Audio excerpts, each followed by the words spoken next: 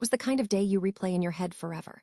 Sun on my veil, flowers humming with bees, my dad squeezing my hand like I was still 10. We'd planned every detail for months, and it showed. The aisle felt like a runway, the vows landed clean, and every chair held someone we loved. At the heart of it all, my best friend stood by me. We met in second grade, traded half sandwiches and secrets, and promised each other we'd be sisters for life. She knows my bad jokes, my soft spots, my tells. She was there for heartbreaks, job changes, and the night I met him. When it was time for her speech, I felt this warm wave of pride. She tapped her glass, smiled at me, then at my husband, and the room settled into that hush that weddings do so well. She started simple, like everyone does. A funny childhood memory, a quick tease about my teenage bangs, then a sweet line about the first time she knew he was the one. The crowd laughed at the right beats. My mom dabbed her eyes. I breathed out, thinking, we did it, the big stuff is over. Then her voice tightened, just a little, like a string pulled one notch too far. She paused, bit her lip, and looked right at me. There was this flicker in her eyes I couldn't place. Not nerves, not stage fright, something else. My stomach did a slow roll. She said she owed me honesty, that tonight mattered, that love deserved truth. Her hands trembled just once, then steadied around the mic. The room leaned in. I did too, with my bouquet pressed to my ribs. And that's when my best friend, my forever person, took a breath and said, "You should know something before I sit down. A perfect day turns tense." The reception lights were soft, almost kind. Laughter bounced off glassware. Every moment felt safe, held in a warm frame, then the air thinned. A tiny shift, like a draft under a closed door. Faces turned toward the mic. I felt the room hold its breath with me. My best friend's voice stayed steady, but her eyes told a different story. Pride, love, worry. The kind that threads a knot in your stomach even as you smile. I squeezed my bouquet and tried to keep my face calm. The perfect day had a new edge, quiet but sharp. Why speeches matter at weddings. Maid of honor speeches carry the heartbeat of the day. They share what the invitations cannot. The friendship, the jokes, the years that knit two people together. Most speeches follow a familiar shape. A funny story about school days or a doomed haircut. A first impression of the partner. A sweet nod to the couple's bond. Then a toast that wraps it all in love. That is what I expected. A light roast, a soft landing, a promise that our story makes sense. Inside jokes usually pop like confetti, safe and sweet. Advice comes gentle and short. The best ones feel like a hug you can hear. They remind everyone why we came dressed up and hopeful. They honor the bride without crossing lines, and they lift the couple into their next chapter. When they go off script, even a little, the room feels it. I did too. The speech starts with sweet memories. She opened with the kind of stories that feel like warm light. The room relaxed. Laughter came easy, the kind that softens shoulders and lets people breathe. Every line was a breadcrumb to who we are together, a map of years that only we could read. It felt safe, sweet, and on theme for a wedding. It also did something else. It let everyone see why I trust her with my whole life, which made what came later hit like a crack in glass, stories that had us all laughing. She started with the 8th grade prank. We switched the chalk for colored pastels and wrote a pep message before first period. Our teacher wiped the board and turned into a rainbow, hands and all. I panicked. She owned it before I could speak. Detention, yes, but she smiled at me in that room and slid half her granola bar across the desk. Trust built with small risks and shared blame. Then there was the road trip that was supposed to be 3 hours.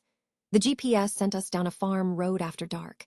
We hit a pothole that rattled our bones and blew a tire. No signal, no spare, fireflies everywhere like tiny lanterns. She played songs from her phone and kept me laughing while we waited for a passing truck.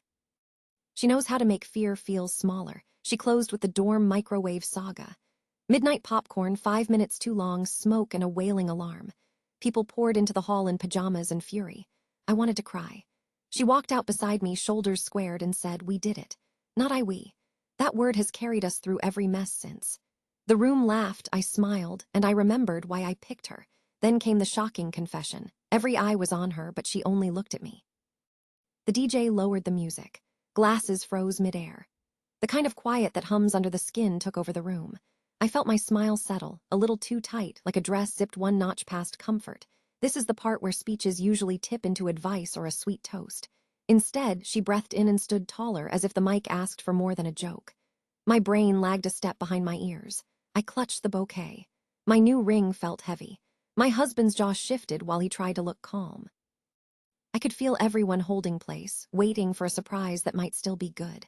My best friend had shared every part of my life. I expected a tender secret, maybe a harmless cringe. The way her voice shook told me it was not harmless. It would not be small.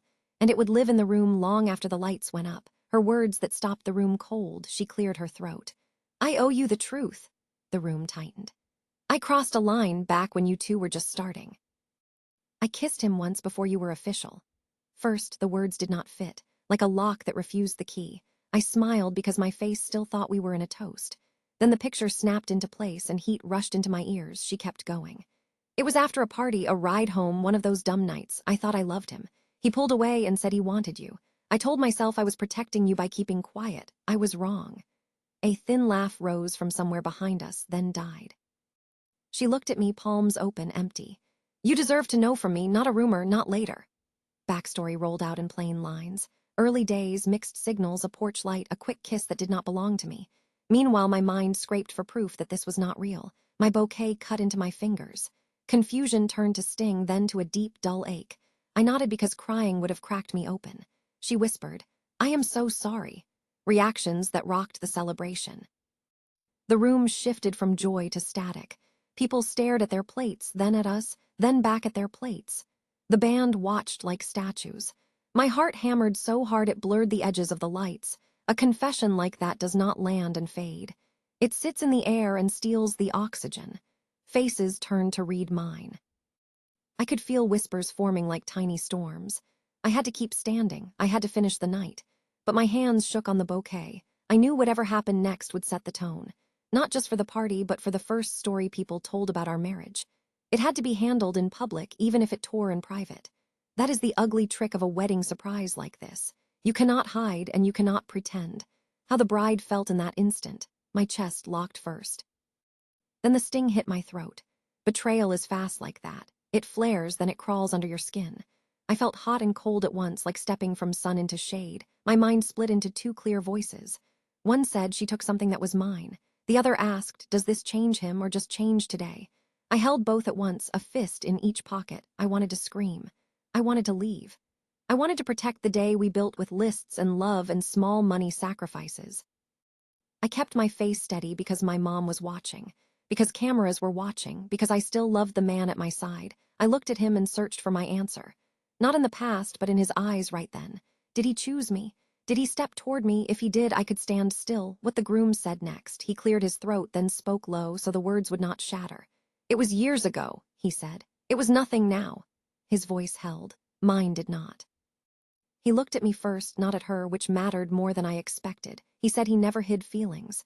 He said he shut it down. He said he should have told me, and he was sorry for that. He called it old dust on new shoes.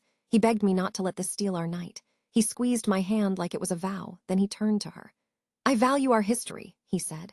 I want you in our life, but honesty is not optional. His words landed like pebbles in a quiet lake.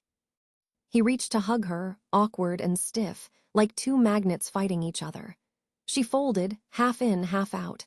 He pulled back and came closer to me. That tiny step said everything he could not fix with a speech. Conclusion, the shock did not erase the vows, it sharpened them. Honesty cut through the glitter, then asked us to stay. We did. That night taught me what love does when the room tilts. It lifts, steadies, and chooses again. Friendship does the same if you let truth land and then do the work. Here is what I carry forward. Secrets rot, sunlight heals. Boundaries are not walls, they are doors you open with consent. Timing matters, but taking ownership matters more. Speak with care, listen without flinching, repair in full sentences. In marriage, choose each other in public, process the mess in private, and protect the bond you promised to build. The confession hurt, yes. It also cleared old fog I did not know I was breathing. My best friend owned her part, my husband chose me in the open, and I chose both of them with new terms. Trust did not return in a rush. It came back in small proofs, steady and plain. We learned how to check in, name our needs, and close small gaps before they grow teeth. If you have lived a moment like this, I want to hear it. Drop your story in the comments like the threads that keep Reddit up past midnight. Tell me what you said, how the room felt, and what changed after. Your truth might be the map someone else needs tonight. I will not pretend it was pretty. It was real, and real can be brave. The day did not break us, it built a stronger frame.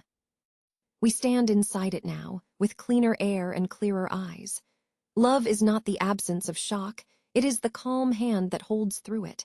And that is how our bond got stronger.